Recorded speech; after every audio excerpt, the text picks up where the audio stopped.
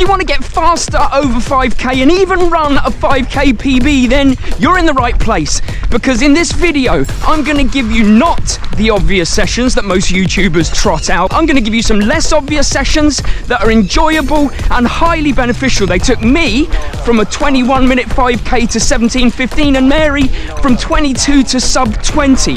And not only am I going to do all this for you, but I'm going to tell you why you're doing each session. And also I'm going to throw in some general training do's and don'ts that we've learned over the years, so that you can not only get the best from these sessions, but get the best from all of your sessions. Okay, before we get into the sessions, let's talk about some of the things that you should consider before you start doing them.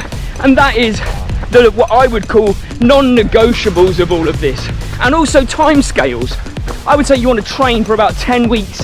That would include 2 4-week blocks, which would be 3 weeks of hard work and then recovery week and repeat, and then a 2-week taper so that you're fresh for a PB effort. And if you're just starting your running journey, then it's probably not sensible to go straight into these sessions. Harder 5k based sessions, much better, and it's going to serve you much better in the long term to work on your base first. So nice easy running over a good 6, 7, 8 weeks is actually going to make a big difference and get you faster anyway.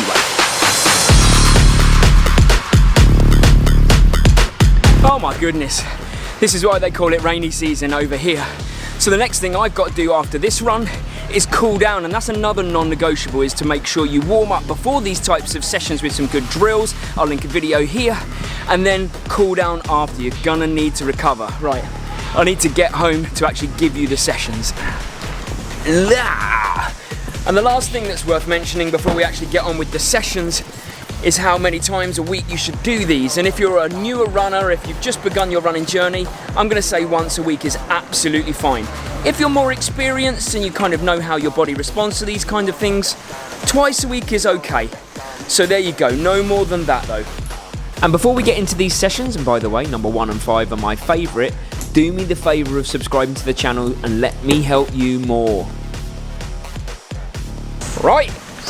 Let's get on with the sessions, shall we? And before we start, it's worth noting that yes, you could do kilometre repeats, yes, you could do 400-metre repeats, but I'm pretty sure that if you watched almost every other YouTuber's videos out there, they're going to suggest the same things, and it's not that they're a bad thing, just wanted to give you some sessions that might be a little different to those. So what's the first one? Well, I call it the reduce increase, and it's my favourite session. It probably is across the board of the people that I coach one of their favourite sessions as well, and it's pretty simple. All at about your 1500 metre-ish pace to start with. You run after a good warm-up, by the way, nearly forgot that with the drills. After a good warm-up, I want you to do 800 metres.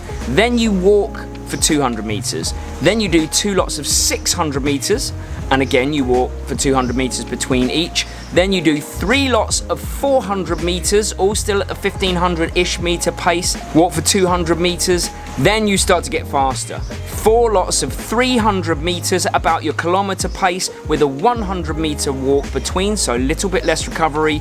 And then 5 lots of 200 metres, again about your kilometre pace with a 100 metre walk in between and warm down. And the reason that this session is so good is you get faster as you go through it, so you feel fast, but also you're slightly above lactate threshold, so you're pulling yourself up from above the lactate threshold. We're going to do some sessions that are going to push you from below, and we're going to do some sessions that are going to pull you from above, and that's why this one is a great one all round, one of my favorite sessions. And the second session is one I like to call the 5k pace pyramid, really because you're going to be running your 5k pace in a pyramid style in terms of time running. So after again your good warm-up and your drills, I want you to just do 1 minute at your 5k pace, or your goal 5k pace, and then your recovery is going to be half that time, so 30 seconds of walking or slow jogging. Then you do 2 minutes at your 5k pace, 1 minute walk jog, 3 minutes, then 4 minutes, then 5 minutes. And then when you get to 5 minutes, after the 2.5 minutes of walking or slow jogging, you start to come back down the other side, which looks then like a pyramid. So then 4, 3, 2, 1, and cool down. And again, you're getting faster at the end of the session. And the reason I like this session is because if you're fatigued at the end of the session, then you want to be trying to hold the same pace for that 1 minute as you started the session 1 minute. So it's very much about learning how to measure your effort across an entire session rather than going all out in this 1 minute and not being able to match it in this 1 minute at your 5k pace. So it's working on your endurance, but also your mindset and effort levels. And the third session is one I learned very recently, actually, from Olympic marathoner Rory Linkletter, who's going to the Olympics this year. He's got a YouTube channel, make sure you go and subscribe to that. But he gave me a session to do that he said he loves to do when he wants to get a little bit faster before his full marathon training, and it really packs a punch because you can fit it in within 30 to 45 minutes. And really, it's very simple. The running you're going to do is about your 1500 meter pace, and after a good warm-up and drills, you're going to run 400 meters with a 90-second recovery. Then 300 meters, 90-second recovery, 200 meters, and after you've done that set, you have a 3-minute recovery before you go again. And you just repeat that process 3 to 4 times. It packs a punch, you're really running fast, and again, you're kind of pulling that lactate threshold up from above, but it's a real bang for your buck there. It's real cost efficient because the session is not a really long one and you're really moving fast. And come on, we all like to move fast, right? Like, it feels nice. Like, if I actually had hair, it would be lovely to have the wind blowing the hair back, but I don't have that luxury. Okay, and what we want to do now is we want to start pushing the lactate threshold up from below. We've been working on sessions that are going to pull it up from above. Now we push it up with something that is slightly less intense, working at your lactate threshold and doing it for a bit longer. So depending on your level of ability, and we'll deal with that in a minute, 1200 to 1600 meter repeats. And you want to run that around your 10k to half marathon pace, not your 5k pace or your 1500 meter pace. And at the end of your 1200 or 1600, you want to have a 2-minute recovery rest before you go again. Now, you could probably start with doing this 4 times and move up weekly 5 or 6. You want to fit it within an hour when you include your warm-up and your cool-down. And this is how you work out whether you do 1200 or 1600.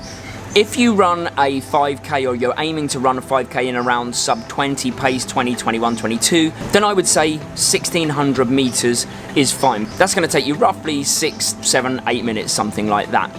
But if you're aiming for a 25, 26, 27 minute 5k or beyond, 1200 meters will do the job. Then you're still looking at running for 6, 7, 8 minutes, but over the 1200 meters. And that's all we really need at this level. We don't need any longer than that, but you just want to be running at your lactate threshold, which is around your 10k half marathon pace, and push it up from below. So 1200 to 1600 meter repeats, beautiful session. And the final one is, we need to get away from the track or the road. Well, not necessarily the road, actually. As I'm saying it, I'm thinking, oh, I used to do them on the road. Hill repeats. Find yourself a hill with a gradual gradient, nothing too aggressive, but certainly that you know it's a hill that you can't get to the top of within 1 minute. That's the first criteria. Then, after a good warm-up and good drills, what you want to do is you want to run 1 minute uphill, holding good technique at around your lactate threshold. You definitely don't want to be doing this all out because you're going to be doing a lot of them. You want to be around your half marathon pace because this is also working on your lactate threshold, but your technique as well. Getting the muscles working in a slightly different way. Once you get to the top, your recovery is to walk down. When you get to the bottom, you turn around and you go for 30 seconds at a slightly faster pace, maybe your 10k pace. Then you walk it down. That is 1 set.